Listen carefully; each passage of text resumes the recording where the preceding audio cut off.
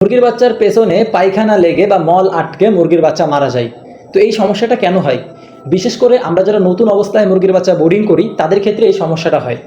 তো মুরগির বাচ্চার পেছনে মল লাগে কেন এবং এইটার সমাধান কি এবং কি কি মেডিসিন ব্যবহার করলে এটা খুব সহজেই সমাধান করতে পারবো।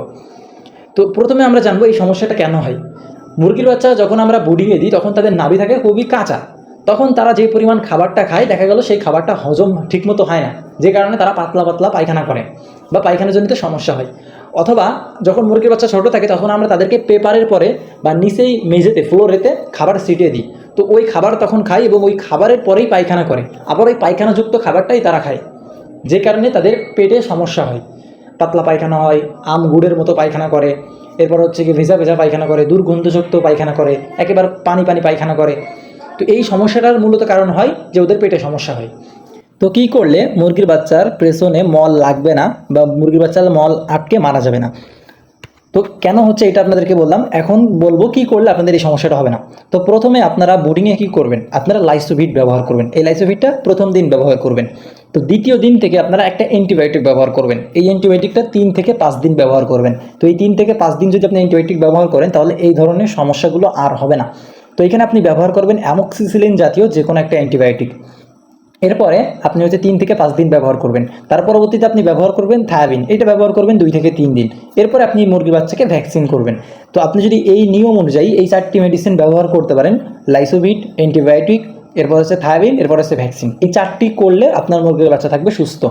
এখন মনে করেন আপনি এই ধরনের মেডিসিন ব্যবহার করেছেন, তারপরেও আপনার এই সমস্যাটা হচ্ছে, অথবা আপনি অ্যান্টিবায়োটিক ব্যবহার করেননি, এখন আপনার মুরগির বাচ্চার এই সমস্যা হচ্ছে, তাহলে আপনি কী করবেন? তো শুরুতে আপনাকে যেটা করতে হবে, যে সকল মুরগির বাচ্চার এই ধরনের সমস্যা হচ্ছে, যাদের পেছনে মল আটকে আছে, এই মলটাকে আপনার পরিষ্কার করতে হবে। জোরে পরিষ্কার করা যাবে না, যাতে করে তাদের চামড়া ছিলে না যায় বা চামড়া উঠে না যায়, খুব আস্তে আস্তে এই কাজগুলো করতে হবে। এর পরবর্তীতে আপনাকে হচ্ছে যে কোনো একটা অ্যামোক্সিসিলিন জাতীয় অ্যান্টিবায়োটিক ব্যবহার করতে হবে। এখন আপনি যদি অ্যামোক্সিসিলিন জাতীয় অ্যান্টিবায়োটিক ব্যবহার করেন তাহলে আপনি এই অ্যামোক্সিসিলিন জাতীয় অ্যান্টিবায়োটিকের সাথে একটা পিএইচ ব্যবহার করবেন। এই পিএইচটা কি? পশু পাখির যে ধরনের পেটে সমস্যা হয়, পাতলা পায়খানা, আমাশা, রক্ত আমাশা, বা হচ্ছে পেটে মানে পেটের ভিতরে যত ধরনের সমস্যা আছে এই পেটকে পরিষ্কার করার জন্য পিএইচ। তো আপনি এই পিএইচটা ব্যবহার করবেন এবং এর সাথে অ্যামোক্সিসিলিন জাতীয় অ্যান্টিবায়োটিক ব্যবহার করবেন। এই 2টা মেডিসিন যদি আপনি ব্যবহার করেন তাহলে মুরগির বাচ্চার এ ধরনের সমস্যা আর হবে না। তো এখন আপনি এই মেডিসিনগুলো কিভাবে ব্যবহার করবেন? আপনি অ্যামোক্সিসিলিন অ্যান্টিবায়োটিক এবং পিএইচ এই 2টা মেডিসিন আপনি একসাথে গোলাবেন এবং গোলায় সকালে এবং রাতের বেলা 2 বেলা আপনার মুরগির বাচ্চাকে খেতে দিবেন।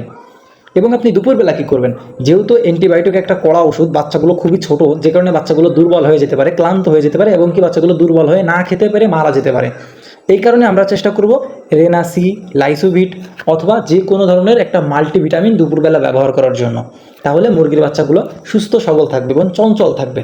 এইভাবে আপনারা ব্যবহার করবেন 3 থেকে 5 দিন, তাহলে আপনার মুরগির বাচ্চাগুলোর পেছনে পায়খানা লেগে আর মল আটকে মারা যাবে না এবং বাচ্চাগুলো দ্রুত সুস্থ হয়ে যাবে।